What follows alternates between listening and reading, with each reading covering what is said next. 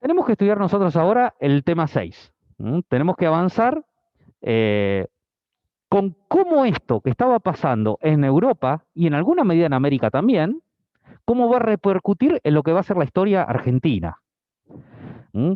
Este es un tema, podríamos decir, el tema 6 es un tema bisagra, porque nos conecta lo europeo con lo argentino. Después, a partir del tema 7 prácticamente vamos a estudiar historia argentina. Vamos a estudiar la Revolución de Mayo, la Guerra de la Independencia, la obra de Belgrano, la obra de San Martín, el cruce de los Andes, etcétera, etcétera. Pero todo esto se conecta con lo que pasaba en Europa.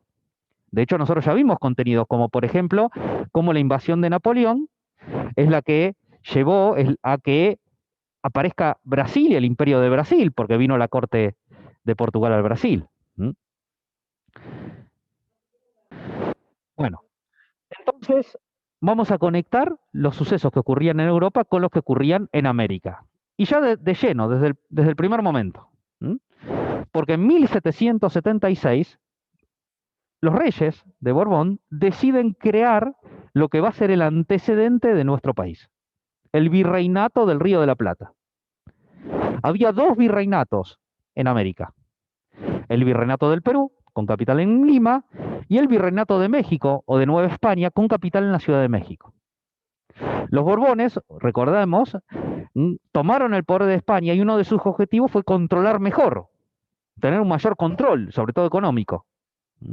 Y era muy difícil controlar un territorio tan grande, 7.000 kilómetros más o menos de norte a sur, solamente desde Lima y desde México. Imagínense lo que era ir, que las noticias lleguen de Buenos Aires a Lima y que las medidas de gobierno lleguen de Lima a Buenos Aires cuando en el medio había que cruzar la cordillera.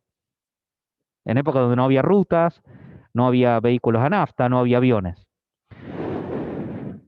Entonces, por otro lado, siempre estaba la amenaza de Portugal e Inglaterra, que estaban en una política de expansión. España fue perdiendo territorio, se le fue achicando, mientras Portugal e Inglaterra iba avanzando, se iba expandiendo de manera imperial. Digamos, el imperio británico y el imperio portugués y después el imperio del Brasil fue creciendo en territorio. Entonces, los Borbones crean el Virreinato del Río de la Plata. De esa manera piensa en tener otro gobierno, otro gobernante, otro virrey que pueda organizar mejor y oponerse, enfrentarse a las pretensiones inglesas y portuguesas, y lo nombran como el primer virrey del Río de la Plata a don Pedro de Ceballos, que lo primero que hace es iniciar una lucha, un combate contra Portugal para sacarlos de territorio que había en Uruguay y al sur de Brasil que habían ocupado. Por ejemplo, Colonia. Entonces, fíjese el objetivo, lo nombra y es lo primero que hace es decir, bueno, tenemos que empezar a sacarlos un poco a los portugueses que estaban avanzando sobre territorio español. En este mapa nosotros vemos la extensión que abarcaba, cómo quedaron divididos los cuatro virreinatos. El virreinato del Río de la Plata, que está marcado en rojo, el nuevo virreinato creado, el de Nueva Granada, en la zona de Colonia, de Colombia y Ecuador, el de México o de Nueva España y el de el Perú, con capital en Lima. Lo que antes eran dos quedó dividido en cuatro. Como vemos, lo que era el virreinato del Río de la Plata abarcaba lo que hoy es Argentina, Uruguay, sur de Brasil, Paraguay, Bolivia, norte de Chile y sur de Perú. Todo eso estaba en un virreinato.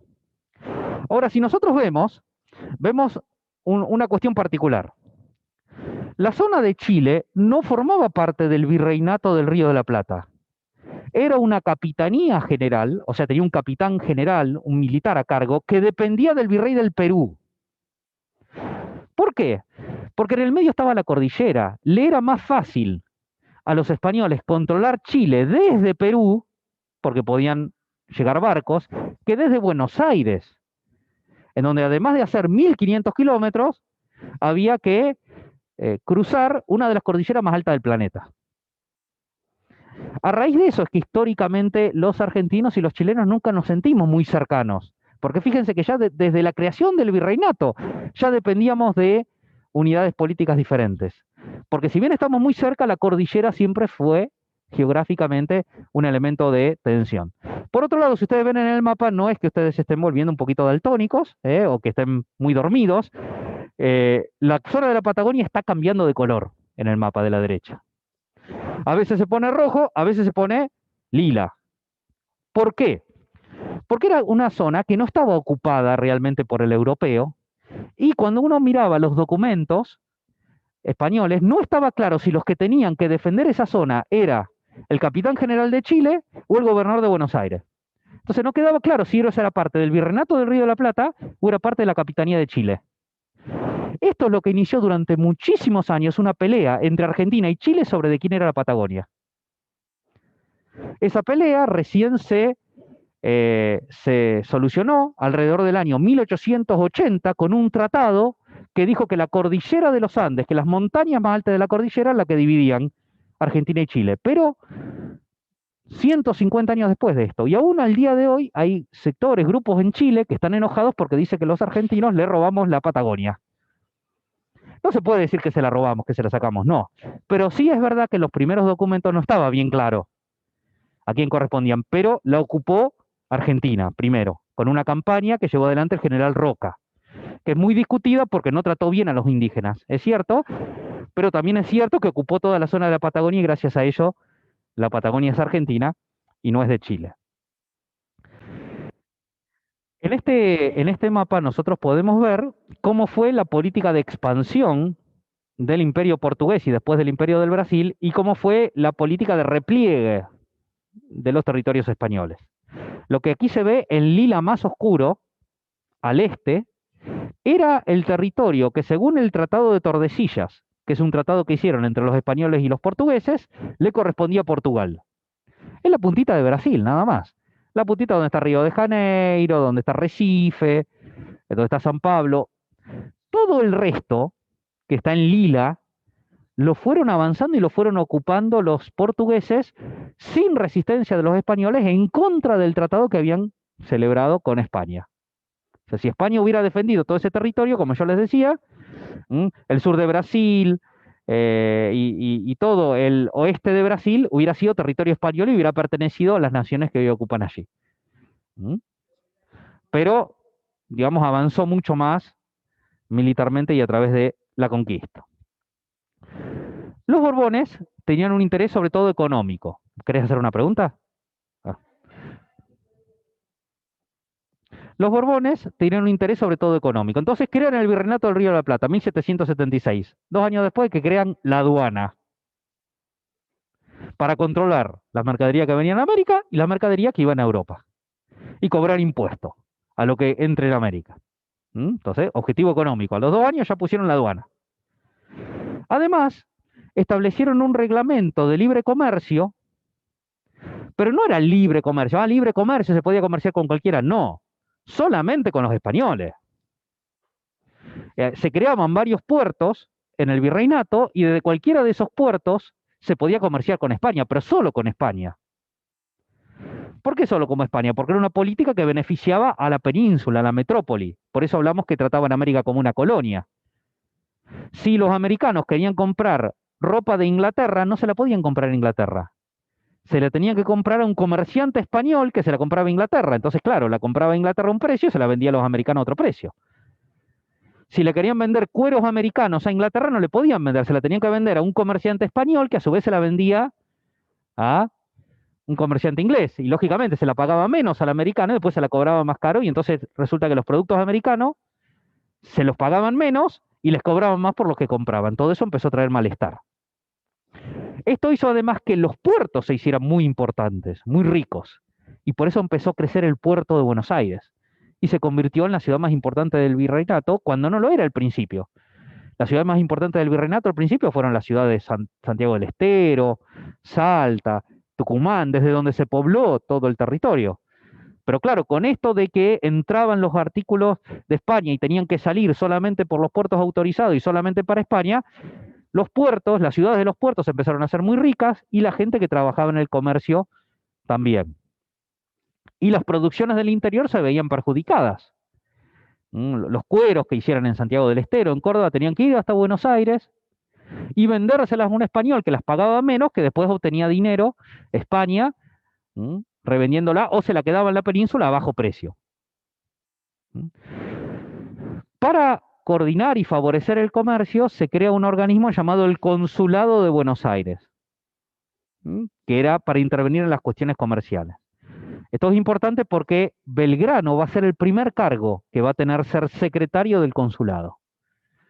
Belgrano estaba estudiando en Europa y le consiguieron este cargo en América. Entonces volvió a América y ocupó este cargo hasta que fue parte de la primera junta de la Revolución de Mayo. Acá vemos un grafiquito de cómo sería esto del monopolio español. Monopolio es cuando hay o un solo comprador o un solo vendedor. España era el único comprador para los artículos americanos y el único vendedor para América. Y después España sí podía comerciar con el resto del mundo. Entonces esto lógicamente no le convenía a América.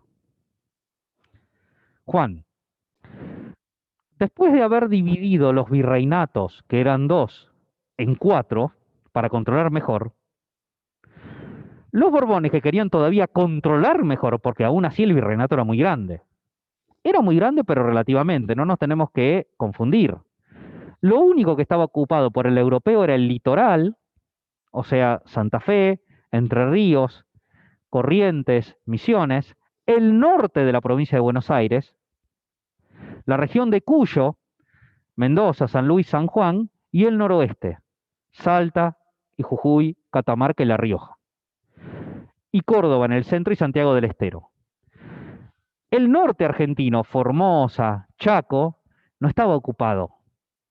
Había tribus de indígenas no muy organizadas, igual que todo el sur. Desde la mitad de la provincia de Buenos Aires hacia el sur, no estaba ocupado efectivamente. Había algunos fortines, había algunos adelantos que 2x3 atacaban malones indígenas. Todo eso llevó muchísimo tiempo de ocupación. Pero bueno, aún el territorio que tenía el virreinato, los Borbones lo querían controlar mejor. Entonces no solo lo dividieron en más virreinatos, sino que al virreinato lo dividieron en 8 intendencias, en 8 gobernaciones e intendencias. Como habían hecho en España, que habían creado los intendentes también. La Intendencia de Buenos Aires, de Asunción del Paraguay, de Córdoba del Tucumán, de Salta del Tucumán, de Potosí, de Charcas, Cochabamba y La Paz. Estas últimas 4 están en lo que hoy es Bolivia, que como yo les decía en ese momento era muy importante por los yacimientos minerales. Y además creó 4 gobiernos militares, además de las 8 intendencias. Montevideo, el de las misiones guaraníes, Chiquitos y Moxos. Y de esta manera tenía delegados del rey, además de tener el virrey en Buenos Aires, que también controlaban cómo corrían las cosas, y de esa manera el rey pensaba que podía tener mejor controlado todo el territorio. A pesar de eso, de todos modos había contrabando. Porque cuando se ponen normas económicas muy rígidas, eso no conviene económicamente y siempre empiezan a aparecer las maneras ilegales de llevar adelante. Entonces yo digo, no, si vos querés traer ropa de Inglaterra, lo tenés que traer a través de a través de un comerciante español que paga un arancel en la aduana y entonces entra el doble de más caro, siempre va a aparecer alguien que llega en un barco con un bolso, con un baúl, con ropa inglesa y la vende más barato y así se da el contrabando. Que aún al día de hoy a veces ocurre con la gente que trae cosas escondidas cuando se va de viaje, digamos, ¿no? ¿Para qué se creó el régimen de intendencias? Por un lado, porque claro, lo que pasaba aquí era que, como era tan difícil de controlar desde las capitales, los cabildos, que eran como la municipalidad del cabildo. El cabildo era un organismo municipal que tenía funciones de controlar lo que pasaba en la ciudad, si había alguna epidemia, si había un problema, se atacaban los indígenas y nada más, pero los cabildos tenían mucho poder, porque hasta que se enteraba el virrey, entonces por eso también crearon las gobernaciones intendentes, para reducir el poder de los cabildos y de los pobladores, porque los Borbones tampoco tenían mucha confianza en los criollos.